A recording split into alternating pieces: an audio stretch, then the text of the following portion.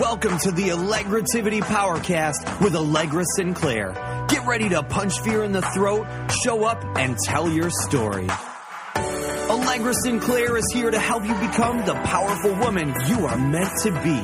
It's finally time to get unstuck and reveal how fabulous you are. And it's time for your host, Allegra Sinclair. Hey, this is Allegra. Welcome to the Powercast. Now, I know I'm dating this episode by talking about Independence Day on Independence Day, but that's okay because it's my Powercast, so I can do what I like. But it is the day when we celebrate independence here in the States, and I would like us to celebrate by declaring our independence from those things that no longer serve us. So what does independence actually mean? Well, according to the Super Helpful Dictionary, it's the state of being independent. I'm totally serious, that's what it said. How ridiculous is that? But it did get better. The second sentence said that independence means freedom from control and influence of others. And independence is competency. And I liked that because that was more meaty, something for me to dig into as I thought about what independence means on this day. So I'm going to borrow from the dictionary. Independence to me means not being dependent. I'm not talking about leaning on your circle or expecting support from those who've already shown themselves willing to provide support. I'm talking about freeing yourself from situations, people, entanglements, habits, attachments, those things that are keeping you from being fully you. So if we're talking about freedom from control and influence of others, obviously that control and influence is negative. So who might be exerting that type of influence?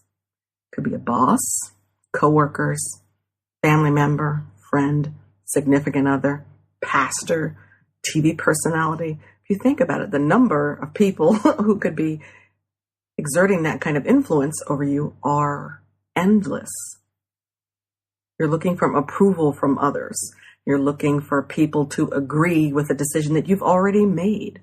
You're looking for other people to help you decide what you should eat, when you should eat it, how much money you need, what types of material things you have. You could even be depending on someone else's misfortune before you decide to do something for yourself. I have known people who have been in situations where they were waiting for something possibly negative to happen to someone else so that they could move into a different state of life. So maybe they were waiting for someone to retire or fired or someone to not be in a job so that they could then be in it. Or how about someone who's waiting for someone to, let's see, how shall I say this delicately? Waiting for someone to remove themselves from a relationship so that they can then enter into a relationship. I'm sure I'm not talking to anybody on this podcast, but I have observed it, and I'm sure you have as well. Being dependent on others to the point where it is negative and you are not living a ridiculously outrageous and confident life is the problem. I want you to free yourself from believing that success and a life that you can create, that you can't wait to wake up and live, is out of your reach. And to do that, you'll need to declare your independence from anything, everything, everybody that no longer serves you. So what do I mean serve you? Some of these negative situations, relationships, influences feel like they take care of you. They feed you. They sustain you. How? Well, if I'm in a relationship with a boss who's super controlling, who always squashes my ideas, and instead, this sounds like a little bitter about bosses, doesn't it? I promise I don't have this boss. But if I'm in a work situation, how about that? I won't make it a boss. If I'm in a work situation where someone who has influence over me is controlling every aspect of what I do, kind of removes responsibility from me. I don't have to be particularly creative, and I'm really not entirely responsible for my work product if someone else is directing it, right? So a situation where I'm under undue control and influence from someone else could take care of me in that situation, because if something goes wrong, I can blame it on someone else. What if I'm in a relationship with a mentor, and if I assess the state of the relationship, I haven't grown, I haven't moved, I haven't been challenged, none of the things that I thought would happen are happening, but I stay in that relationship. I'm numb now because I might have gone into it with all the hopes and desires in the world. And when those didn't happen, but yet I stayed, I had to protect myself. I had to develop a sort of emotional anesthetic in order to not feel that same pain. So some of these dependencies absolutely protect us. So how do you know when they're no longer serving you? Well, the pain's getting greater. So what you used to do to numb the pain isn't working anymore. You're uncomfortable. You're angry. Sometimes it's hard to recognize anger because it's often not seen as ladylike for women to express that. But we are angry, and sometimes that anger can get turned inward, and that's what depression looks like. So whether these dependencies served you at one time, okay. If they're not serving you now, we can still declare ourselves free of them today. So here are some of the types of situations that you might need to free yourself from. I mentioned one already, freeing yourself from people who aren't taking you where you want to go. It doesn't matter whether they're not taking you because they don't want to or because they can't. If they're not taking you where you want to go, okay, declare independence from that. How about if we free ourselves from friends who are always helping us in a way that hurts?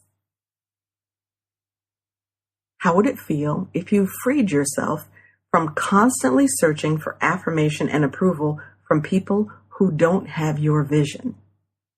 Your dream, goal, purpose, joy is specific to you. So wouldn't it feel good if you could stop constantly asking people to get on board with what your vision is? What if we freed ourselves from dabbling in entrepreneurship with an employee mindset? Now, see, employees and entrepreneurs are different in that employees wait for permission. They wait for direction. They want someone to tell them what the end game is, and then perhaps they'll figure out how to do it. But if you are trying to create something of your own, trying to birth something new, you'll have to step out and take the risk and create something with no instruction manual. What if we declare our independence from waiting for permission? Sometimes I think we want to wait till all the lights are green before we will go, until we know there's absolutely no way that anything could go wrong. Everything will be perfect if we just wait until all the lights are green. Well, there's never going to be a time when all the lights are green, and there's never going to be a time when there's no risk to doing something that really matters. So if you don't remember anything else I said today on this Independence Day, remember this. The light is green, and the car behind you is honking, so please go. Now, I never ask anyone to do anything that I'm not willing to do myself. So, are you with me? I am going to declare my independence from a thing that no longer serves me. I am giving up the weight of other people's unsolicited opinions about my life. I believe unsolicited advice makes me fat. So if you're with me, what are you willing to give up? Let me know in your review here on iTunes, because I really do want to encourage you. We can encourage one another. So, happy Independence Day. Thanks for listening, and I'll catch you next time. Now you've been given permission to be more powerful and influence more people. If you've enjoyed this episode, please head over to allegrasinclair.com/iTunes and leave a review. It will help Allegra get the message out to more women that they can punch fear in the throat, show up, and tell their stories. We'll see you next time on the Allegrativity Powercast with Allegra Sinclair.